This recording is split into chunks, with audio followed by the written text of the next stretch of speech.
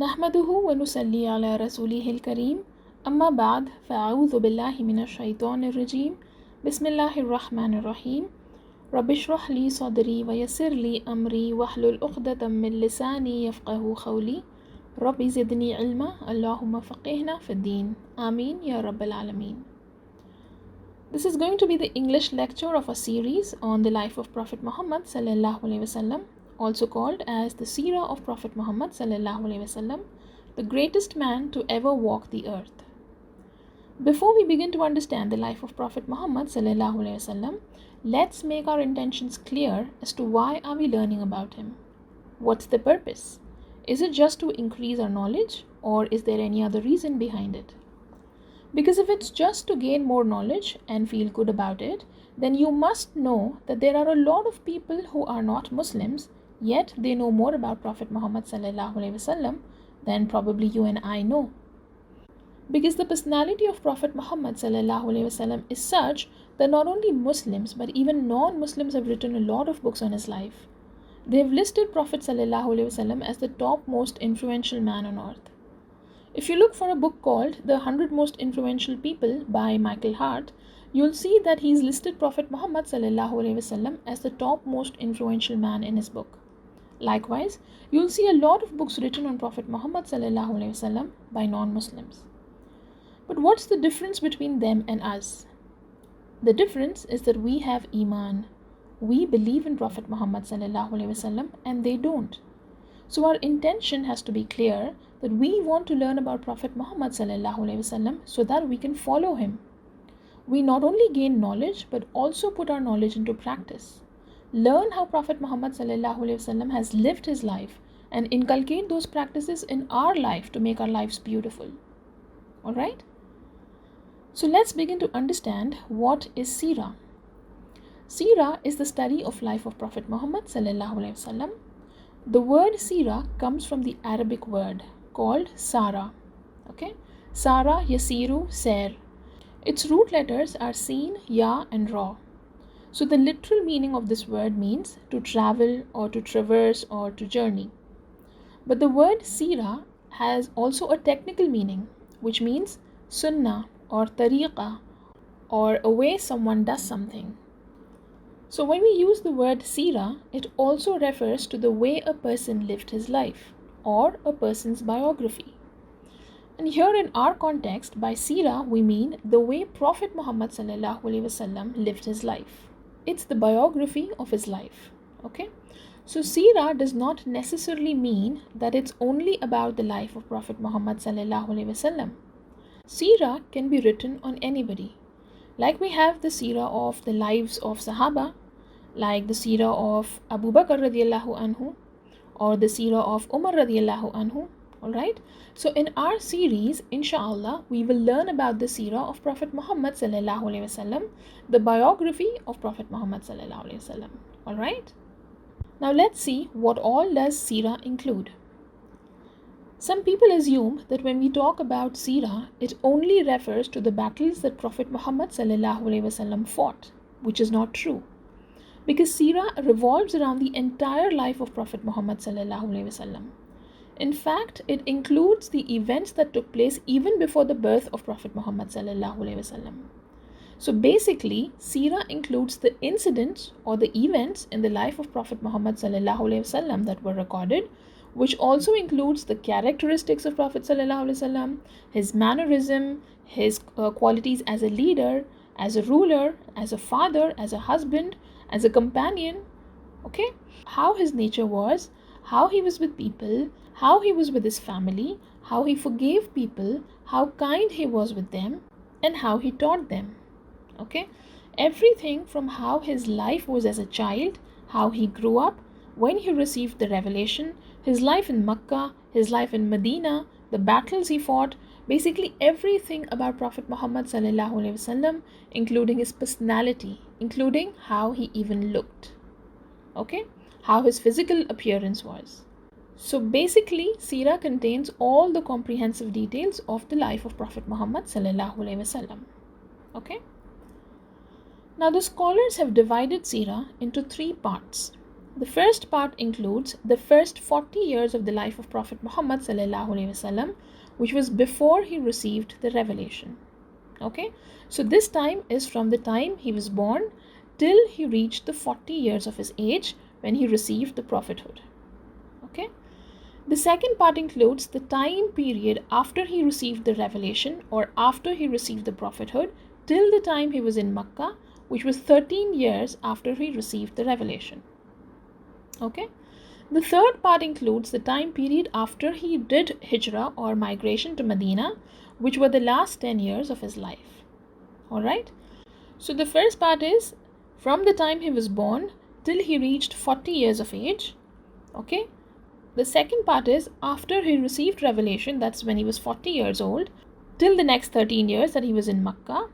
And the third part is the last 10 years of his life that he was in Medina. Okay. Now, few of us have a bit of confusion in terms of understanding the difference between Seerah and Hadith. So let's see the difference between both Seerah and Hadith. So Seerah, like we discussed, refers to the details of the life of Prophet Muhammad ﷺ, which includes the events recorded before his birth, at the time of his birth, his childhood, his adulthood, his prophethood, till the end of his life. But Hadith are the statements and the actions of Prophet Muhammad ﷺ that were recorded after he received the prophethood. Okay, it includes his approvals, his disapprovals, his practices, his sayings, his teachings after receiving prophethood. Okay, so Seerah is everything that was recorded before the birth of Prophet Muhammad ﷺ till the end of his life. But Hadith are the teachings and the statements and actions of Prophet Muhammad ﷺ after receiving prophethood. Alright, I hope that's clear. Now let's proceed to the sources of Seerah. Okay, now when we learn about the life of Prophet Muhammad ﷺ, we must also know what are the sources from where this information is taken. Alright, who is given this information? So the first source from where we get the information about Prophet ﷺ is Quran. Okay, Quran gives us a lot of details about Prophet Muhammad ﷺ. For example, if we look at the 30th juz of the Quran, Juz Amma, we find many incidents like the incident of Amul Fil in Surah Al-Fil, which took place before the birth of Prophet Muhammad ﷺ. In Surah Masad, we learn about Abu Lahab, who was the enemy of Prophet ﷺ. Similarly, we learn about the battles, like the Battle of Badr, Battle of Uhud. We learn about how the Mushrikun treated Prophet ﷺ, how they persecuted him, and a lot more details. However, this information is still not all about the life of Prophet ﷺ. There was much more to it, and we don't have all the details mentioned about his life in the Quran. So we also refer to the books of Tafsir and Hadith.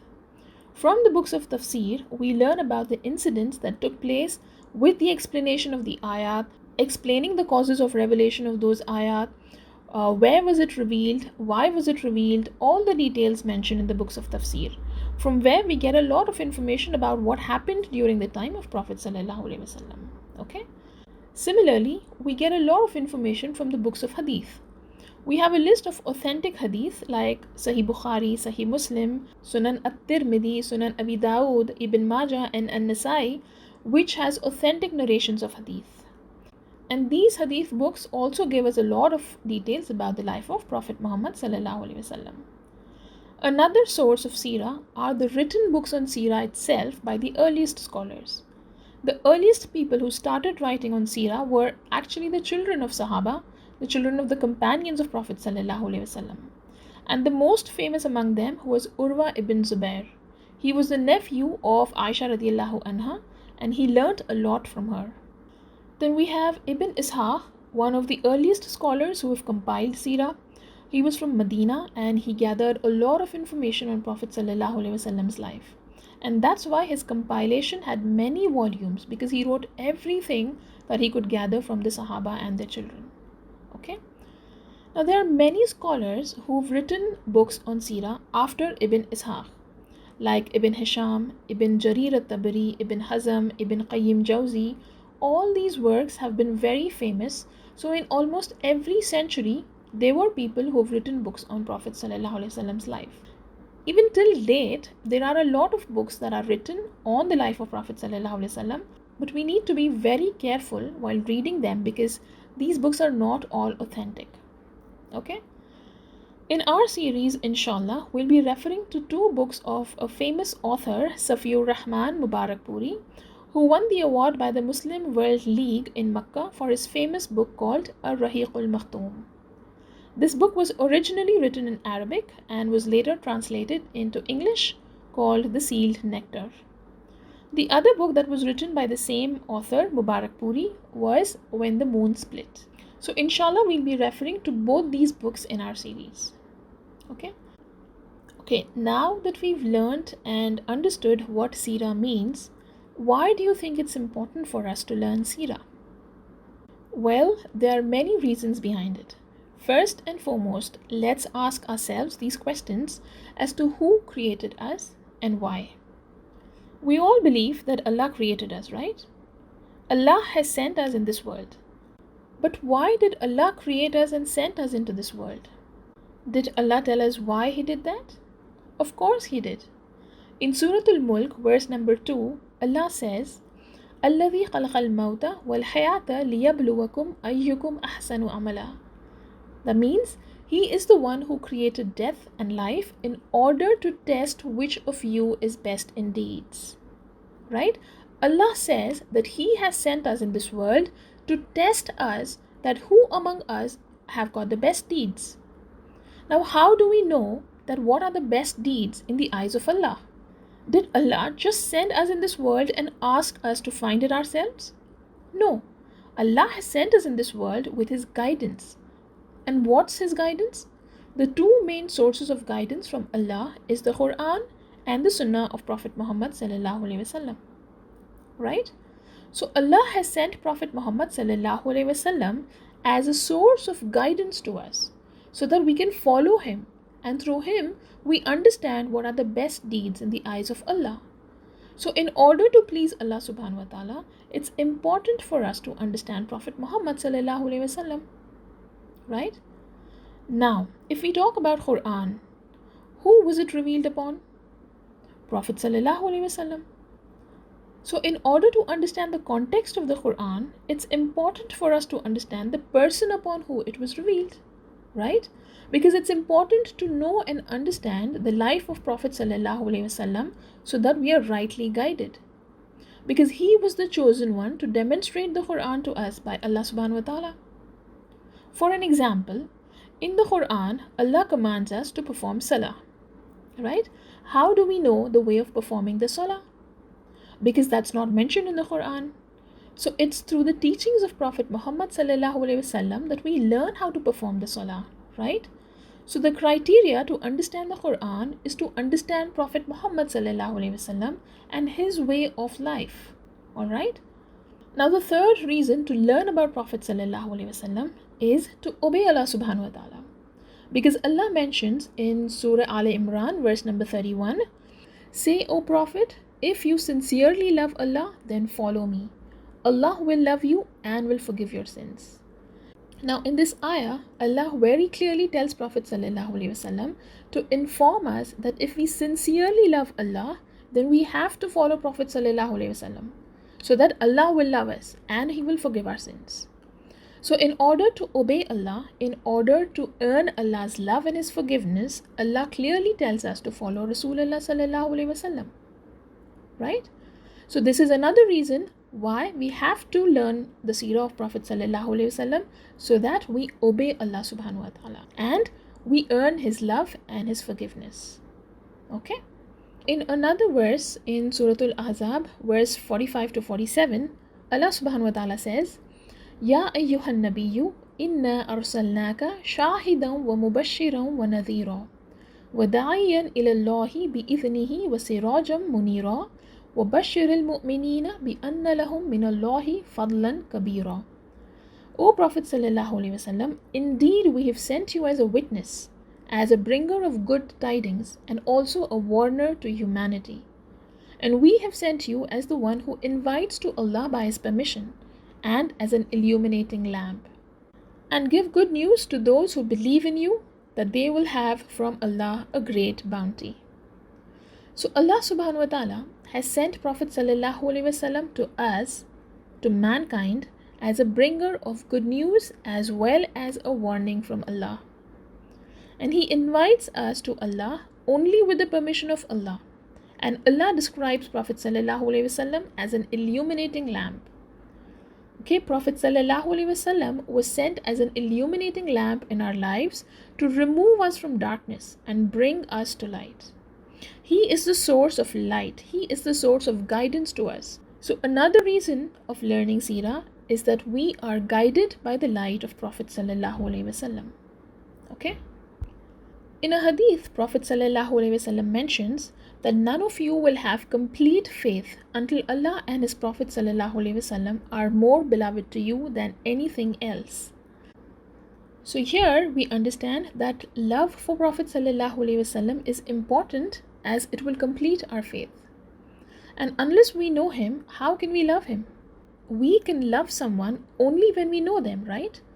So in order to love Prophet sallallahu alaihi wasallam and in order to complete our faith, it's important that we know him, his way of life, so that we can love him. When we understand the sacrifices that Prophet sallallahu alaihi wasallam has done for us, when we understand how much he loves us, we will also start loving him. Now these are a couple of reasons for us to understand as to why it's important to learn the Seerah or to learn the life of Prophet sallallahu alaihi wasallam. Okay, so let's do a quick recap in terms of understanding why it's important for us to learn Seerah. The first one is, to understand the Quran, we need to learn the life of Prophet sallallahu alaihi wasallam. The second one is, to please Allah subhanahu wa ta'ala, we have to follow Prophet sallallahu alaihi wasallam, for which we have to know him, right? The third one, to obey Allah subhanahu wa ta'ala, because that's what Allah subhanahu wa ta'ala has ordered us in the Quran, right? The next reason is to increase our faith, to complete our faith, because that's what Prophet sallallahu alaihi wasallam said, right? That a person's faith is not complete until and unless he loves Prophet sallallahu alaihi wasallam more than any other human being in the world. And of course, to be a better Muslim. All right? Well, that's all we have for today's session. InshaAllah, we'll continue in our next session then. Subhanakallahumma wa bihamdik, ashhadu an la ilaha illa ant, astaghfiruka wa atubu ilaik. Assalamu alaikum wa rahmatullahi wa barakatuhu.